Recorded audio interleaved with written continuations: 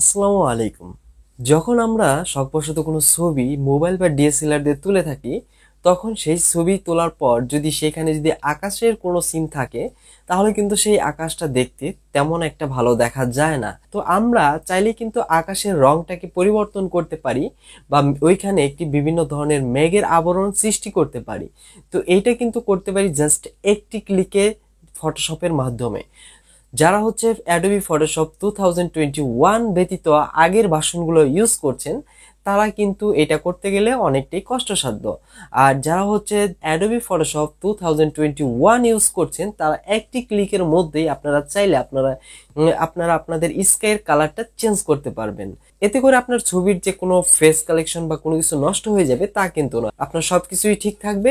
আপনি খুব সুন্দরভাবে আপনি স্কাইয়ের কালারটি পরিবর্তন করতে পারবেন। তো এটা করবেন কিভাবে সেটা দেখাচ্ছি, চলুন।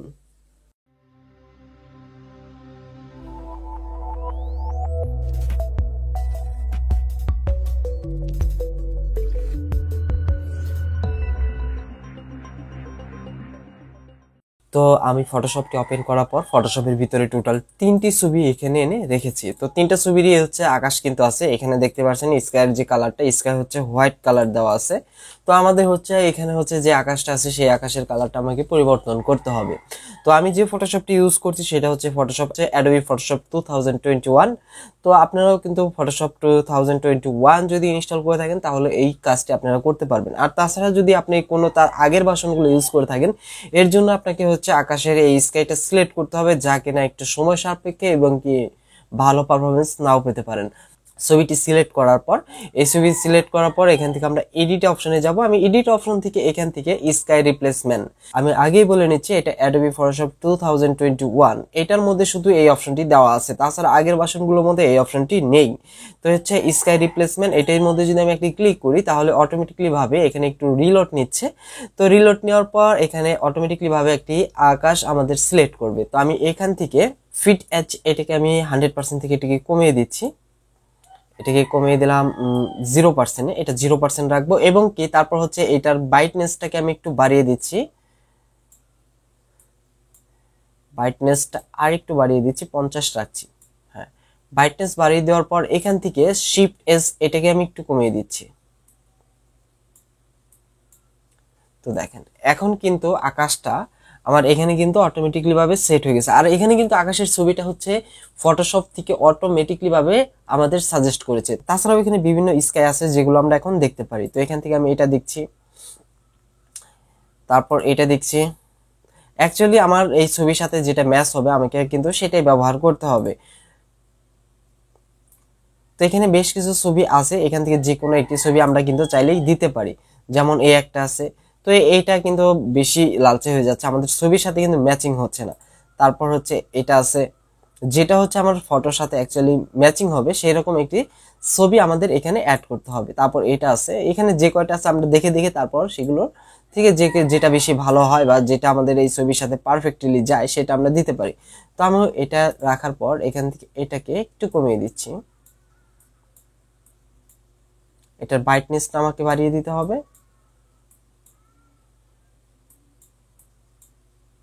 তো দেখেন এটা কিন্তু আমার এই ছবির সাথে অ্যাডজাস্ট হয়েছে মোটামুটি। তারপর এখান থেকে আমি ওকে করে দিলাম। ওকে করে দেওয়ার পর আমার হাতের ডান সাইডের নিচের দিকে যতগুলো লেয়ার আছে সবকটা লেয়ারকে আমার একটা একটা করে সিলেক্ট করতে হবে। এখানে কিন্তু লেয়ার অনেকগুলো হয়েছে।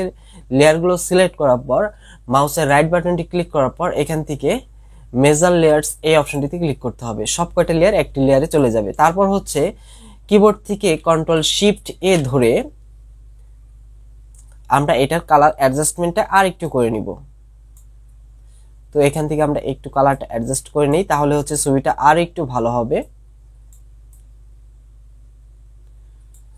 তারপর এখান থেকে আমরা ব্রাইটনেসটা চাইলে এখান থেকে একটু বাড়িয়ে দিতে পারি, টেম্পারেচার আমাদের দরকার নেই, এখান থেকে আমরা ব্রাইটনেসটা বাড়িয়ে দিব এগুলা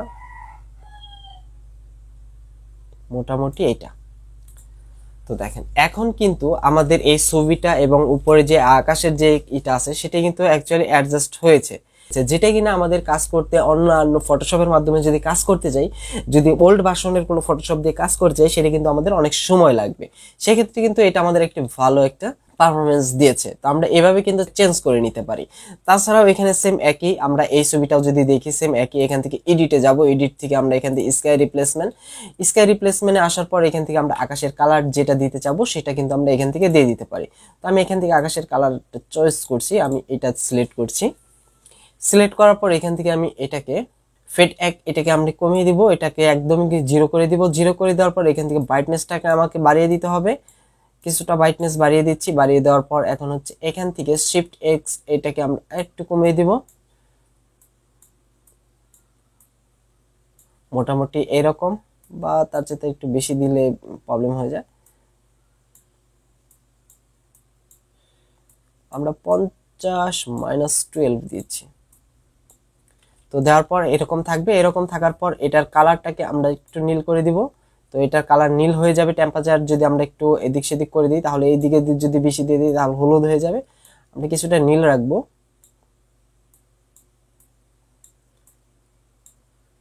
তারপর হচ্ছে এখান থেকে স্কেলটাকে আমরা একটু বড় করে দিব, স্কেলটাকে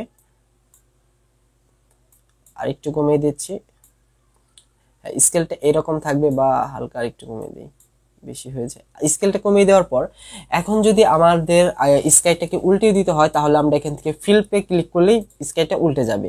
তো ফিল পে ক্লিক করলে স্কাইর এই পাশটা কিন্তু এই পাশে চলে যাবে, বা পাশটা ডান পাশে যাবে, আর ডান পাশটা কিন্তু বা পাশে চলে আসবে। তো আমি নর্মাল ভাবে যেটা ছিল সেটাই রাখছি। রাখার পর এখান থেকে আমি ওকে করে দিচ্ছি।